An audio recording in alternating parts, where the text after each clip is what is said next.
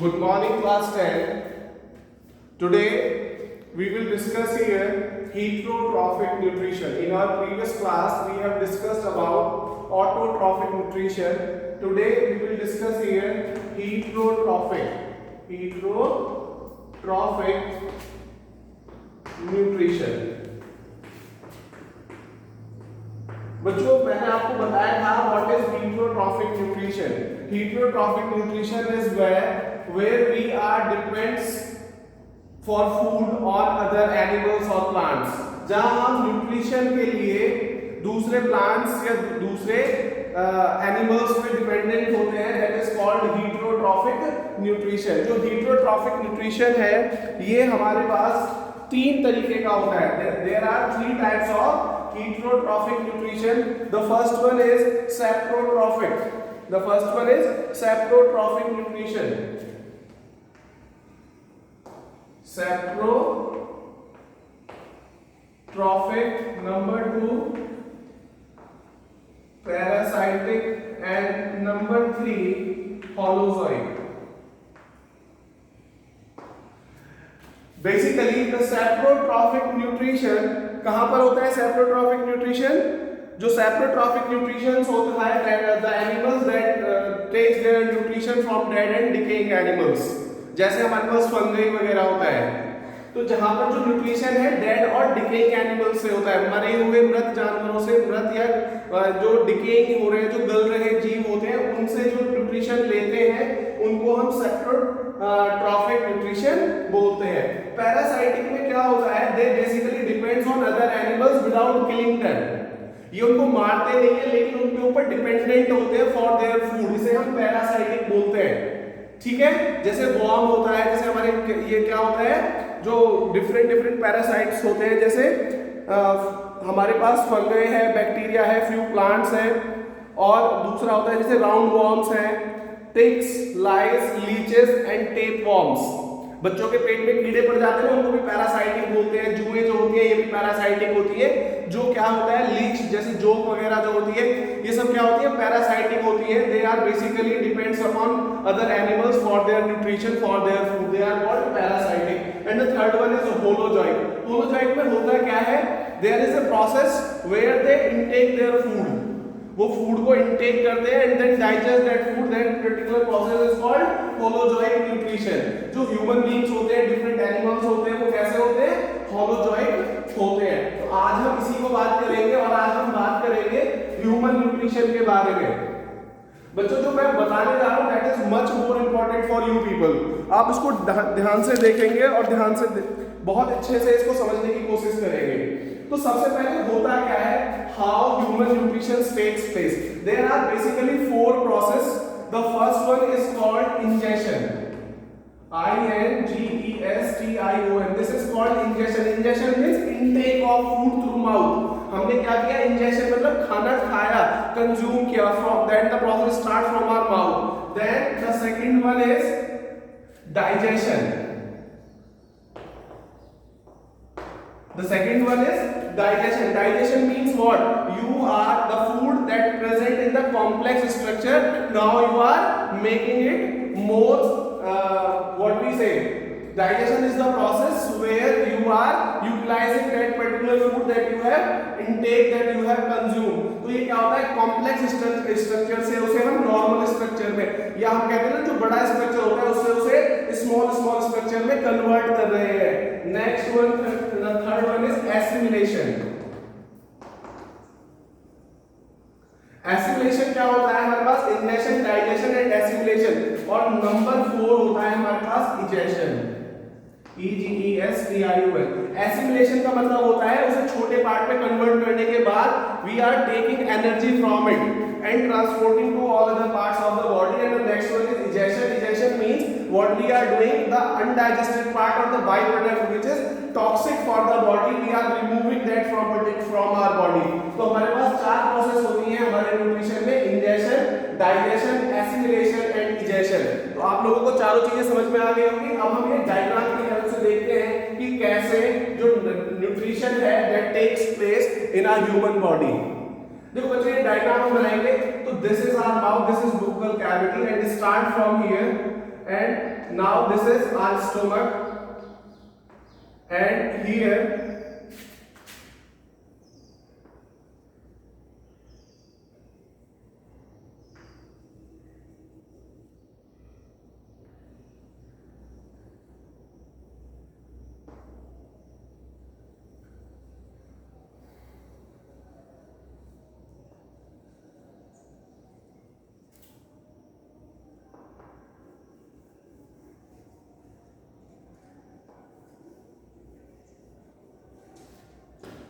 this is liver,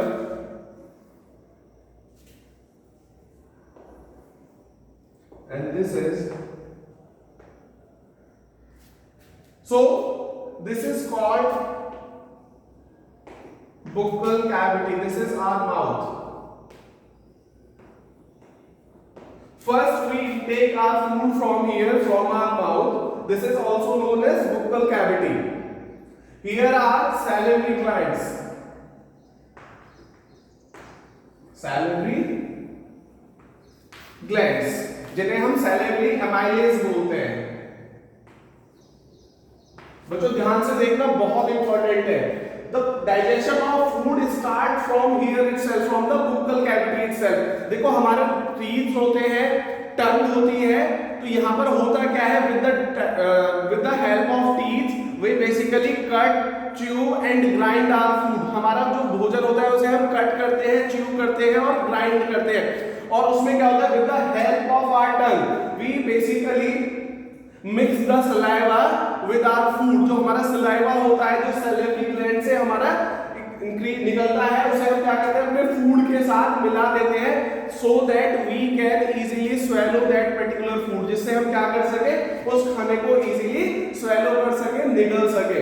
if we are not mixing food with that particular saliva, it will not be possible for us, और that will become difficult to consume और to swallow that particular food. तो उस भोजन को निगलना बहुत मुश्किल हो जाएगा अगर उसमें सलाइवा प्रॉपर्ली मिक्स नहीं होगा। तो ये जो सलाइवरी ग्लैंड्स है, इससे हमारा सीक्रेट होता है क्या, एमाइलेज, सलाइवरी एमाइलेज, जो कन्वर्ट करता है किसको, स्टार्च को। स्टार्च को किसमें कन्वर्ट करता है, ये माल्टोज में। क्लियर हो गया बच्चों? जो स्टार्च होता है, starch will be converted into maltose by salivary amylase, that is an enzyme that has been secreted from salivary glands. उसके बाद जो फूड है वो नीचे आता है in the oesophagus. Oesophagus is also known as food pipe. ये जो हमें दिखाई दे रहे हैं यहाँ पे नीचे, यहाँ से जो नीचे खाना जाता है थ्रू अ फूड पाइप, इसमें हमारा होता है पेरिस्टैटिक मूवमेंट होता है। पेरिस्टैटिक मूवमेंट किसको कहते हैं हम? इसमें क्या होता है, रेगुलर कॉन्ट्रैक्शन, और हमारा रेगुलर कॉन्ट्रैक्शन होता रहता है। वो बार बार क्या करता है, कॉन्ट्रैक्शन सिकुड़ता है और थोड़ा सा रिलैक्सेशन और कॉन्ट्रैक्शन रेगुलरली होता रहता है, जिससे जो हमारा खाना है ऐसे ऐसे करके दबाव होने से वो खाना हमारा नीचे की तरफ मूव करता है। तो ये प्रोसेस कहां पर होती है, ऑयसोफेगस में। क्या होता है, कंटिन्यूअस हमारे पास क्या होता है, रिलैक्सेशन होता है और कॉन्ट्रैक्शन होता है, जिसे हम पेरिस्टाल्टिक मूवमेंट कहते हैं। इससे खाना हमारे पास कहां पर आ जाता है, स्टोमक में। अब ये स्टमक में खाना हो गया तो यहाँ पर गैस्ट्रिक ग्लैंड्स होती है। जब हमारा जो फूड है वो यहाँ पर आ गया स्टोमक में, तो स्टमक में क्या होता है, हमारे पास गैस्ट्रिक ग्लैंड्स होती है, जो क्या सीक्रेट करती है, गैस्ट्रिक जूस। क्या सीक्रेट करती है यहाँ से वो, gastric gland, gastric juice. Gastric juice में क्या क्या होता है, एक होता है HCl, एक होता है पेप्सिनोजेन। क्या होता है, पेप्सिनोजेन, और तीसरा होता है म्यूकस। ये तीनों चीजें किसमें होती हैं हमारी, किसमें होती है, गैस्ट्रिक जूस में। GASTRIC, gastric juice. ये कहां पर बनता है हमारा गैस्ट्रिक जूस, स्टोमक में। तो बच्चों ये आपको ध्यान रखना है, बहुत इंपॉर्टेंट है। Gastric juice where it occurs, it basically produced here in the stomach, और उसमें क्या क्या चीजें होती हैं, HCl, पेप्सिनोजेन और म्यूकस। अब HCl का क्या फंक्शन है हमारी बॉडी में? The first thing is HCl is highly concentrated and its pH is 1.8 that is available in our body. जो हमारी बॉडी में, हमारे स्टमक में जो HCl बनता है उसका जो कंसंट्रेशन होता है वो 1.8 होता है pH उसका। That means that is highly concentrated। तो होता क्या है, हम बाहर से खेल कर आए गंदे हाथों से या अगर हमारे इन्फेक्टेड हाथों से हमने क्या किया, खाना खा लिया, तो different kind of germs goes to our stomach with that particular food. तो ये जो HCl है ये क्या करता है, किल्स दोस पर्टिकुलर जर्म्स, उन किल्स को, उनको किल कर देता है। जो जर्म्स हमारे भोजन के साथ, फूड के साथ अंदर जाते हैं ना, उनको किल करने का काम करता है HCl। दूसरा ये जो पेप्सिनोजेन एंजाइम है that basically remains in their inactive form. ये जो पेप्सिनोजेन है ये इनएक्टिव फॉर्म में होता है। तो HCl क्या प्रोवाइड कराता है, एक एनवायरनमेंट, एसिडिक एनवायरनमेंट प्रोवाइड करता है जिससे पेप्सिनोजेन इसके एक्टिव फॉर्म में चला जाता है, that is known pepsin. Pepsinogen से क्या बन जाता है, पेप्सिन बनता है। और ये कैसे बनता है, क्योंकि HCl इसको मोटिवेट करता है। HCl provide acidic medium that convert inactive pepsinogen into pepsin. और पेप्सिन का काम क्या होता है, pepsin digest protein into amino acids. जो प्रोटीन हम कंज्यूम करते हैं वो यहाँ पर क्या होता है, जो प्रोटीन है वो किसमें कन्वर्ट होता है, अमीनो एसिड्स में कन्वर्ट होता है। ठीक है, तो ये कौन करता है इसको, पेप्सिन एक एंजाइम होता है जो किसमें होता है, गैस्ट्रिक जूस का पार्ट है। क्लियर हो गया बच्चों। और तीसरा, अब इसका क्या काम है, म्यूकस का। एक्चुअल में जो HCl है ये क्या है, हाईली कॉन्सेंट्रेटेड है, एसिडिक है। तो ये क्या कर सकता है, that could harm the wall of the stomach. जो हमारे स्टमक की जो वॉल्स है उनको नुकसान पहुंचा सकता है। तो जो म्यूकस है वो क्या प्रोवाइड कराती है, एक लेयर प्रोवाइड कराती है to our stomach walls so that it can be protected from the acidic HCl।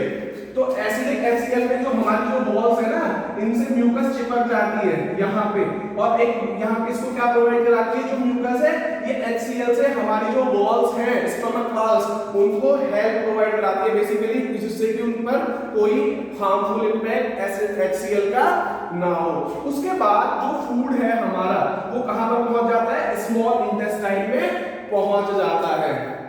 तो स्मॉल इंटेस्टाइन में पहुंचने के बाद जो फूड होता है बेसिकली बच्चों, वो क्या होता है, यहाँ जो हमारा लिवर है, ये लिवर क्या करता है, यहाँ से एक हमारे पास बनता है बाइल जूस। क्या बनता है, बाइल जूस। बहुत इंपॉर्टेंट है बच्चों, ध्यान से देख लेना।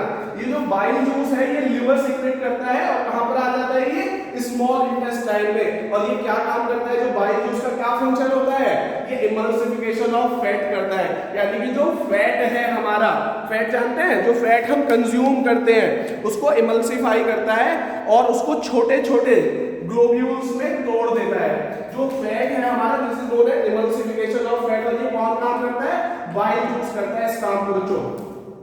सॉरी, बाइल जूस क्या करता है हमारा, ये जो हमारे पास फैट्स है इसको ब्रेक डाउन कर देता है छोटे छोटे ग्लोब्यूल्स में, ग्लोब्यूल्स।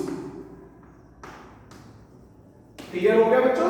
तो जो फैट्स है हमारा छोटे छोटे पार्ट्स में कन्वर्ट हो जाता है। This process is known as emulsification of fats. आगे चलते हैं बच्चों।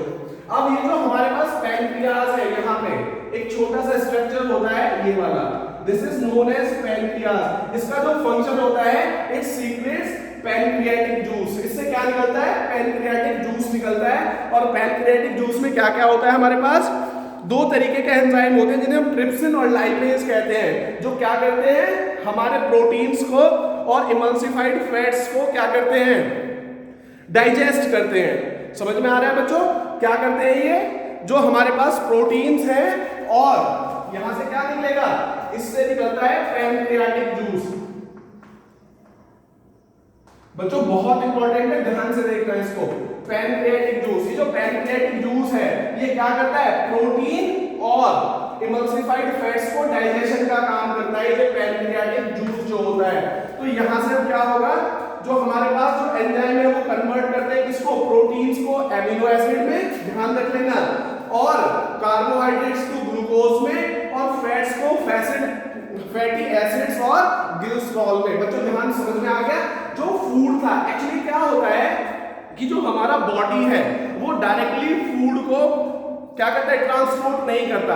तो जो कॉम्प्लेक्स स्ट्रक्चर है हमारे फूड को, उससे वो सिंपल स्ट्रक्चर्स में कन्वर्ट कर देता है। जैसे जो कार्बोहाइड्रेट्स, फैट्स है, इनको डायरेक्टली हम, जो हमारा बॉडी है वो यूज नहीं करता, तो वो क्या करता है, प्रोटीन्स को एमिनो एसिड में कन्वर्ट कर देता है, फैट को फैटी एसिड्स में, कार्बोहाइड्रेट्स को ग्लूकोज में, through which our body can take nutrition and can be transported to the whole part of our body. समझ में आ गया बच्चों? इसके बाद जो अनडाइजेस्टेड पार्ट है, जो अनडाइजेस्टेड पार्ट है वो हमारा किसमें चला जाता है? लार्ज इंटेस्टाइन में चला जाता है. दिस इज स्मॉल इंटेस्टाइन और ये वाला जो बाहर वाला आपको दिखाई दे रहा है, this is known as large intestine. और जो अनडाइजेस्टेड पार्ट है वो लार्ज इंटेस्टाइन से होते हुए एनस के थ्रू क्या होता है? इजेक्ट हो जाता है. अनडाइजेस्टेड पार्ट है ये क्या होता है? बाई प्रोडक्ट है that will be removed out from the anus. तो बच्चों ये हमारा पूरा प्रोसेस है किसमें? हॉलो जॉइंट में, यानी कि ह्यूमन न्यूट्रिशन का पूरा आपको समझ में आ गया होगा. कोई प्रॉब्लम है तो आप मुझे मेरे व्हाट्सएप नंबर पर कांटेक्ट करके बता सकते हैं. This is much more important. किसी भी बच्चे को कोई भी कंफ्यूजन है तो वो मेरे साथ डिस्कशन कर सकता है. एक बार मैं फिर से बता दे रहा हूँ क्या होता है. बुक्कल कैविटी या माउथ से हम क्या करते हैं? फूड को इनटेक करते हैं. यहाँ पर एक सलाइवरी ग्लैंड्स होती है या सलाइवरी एमाइलेज हम इसे कहते हैं, जो स्टार्च को यहाँ पर क्या करना स्टार्ट करते हैं? डाइजेस्ट करता है. किसमें? स्टार्च किसमें कन्वर्ट होता है? माल्टोज में. उसके बाद यहाँ पर आइसोफेगस है, इसको फूड पाइप कहते हैं. इसमें क्या होता है? कंटिन्यूएशन में रिलैक्सेशन होती है और क्या होता है? कॉन्ट्रैक्शन होता है, यानी सिकुड़ता है खुलता है, सिकुड़ता है खुलता है, जिससे जो फूड है वो नीचे स्टमक में पहुंच जाता है. स्टमक में गैस्ट्रिक ग्लैंड्स की हेल्प में गैस्ट्रिक जूस बनते हैं जिसमें तीन चीज होती है, HCl, पेप्सिनोजन और mucus. HCl acidic environment provide कराता है जिससे जो पेप्सिनोजन है इनएक्टिव सिचुएशन से एक्टिव सिचुएशन में पहुंच जाता है, जो हमारे प्रोटीन्स को डाइजेस्ट करता है, कन्वर्ट करता है एमिनो एसिड में. दूसरा तीसरा जो म्यूकस है, म्यूकस क्या करती है? हमारी जो वॉल्स है स्टमक की उनको प्रोटेक्ट करती है HCl से. और HCl जो एसिडिक एनवायरनमेंट क्रिएट करता है उससे जो भी जर्म्स वगैरह होते हैं वो भी सारे किल हो जाते हैं, मर जाते हैं. उसके बाद जो फूड है वो स्मॉल इंटेस्टाइन में पहुंचता है. वहां पे जो लिवर है वो बाइल जूस मैंने आपको बताया बाइल जूस होता है एक, ये जो स्मॉल इंटेस्टाइन में पहुंचता है कहां से? लिवर से. जो बाइल जूस है ये इमल्सिफिकेशन ऑफ फैट करता है, यानी कि जो फैट होते हैं उनको बिग मॉलिक्यूल से स्मॉल ग्लाइकोल्स में तोड़ देता है. ठीक है. और इसके बाद जो पैनक्रियाज है इससे पैनक्रियाटिक जूस निकलता है जिसमें दो एंजाइम होते हैं, लाइपेज और ट्राइपेज. वो हमारे क्या करते हैं? प्रोटीन्स को और इमल्सिफाइड फैट्स को डाइजेस्ट करते हैं. उसके बाद हमारे पास स्मॉल इंटेस्टाइन में क्या होता है? विली, WILLI या VILLI, villi. This is more important. How they are finger-like structures. They are finger-like structures here in the small intestine. What they do? They provide basically they increase the surfaces through which the whole nutrients can be absorbed by our blood and can be transported to the whole part of our body.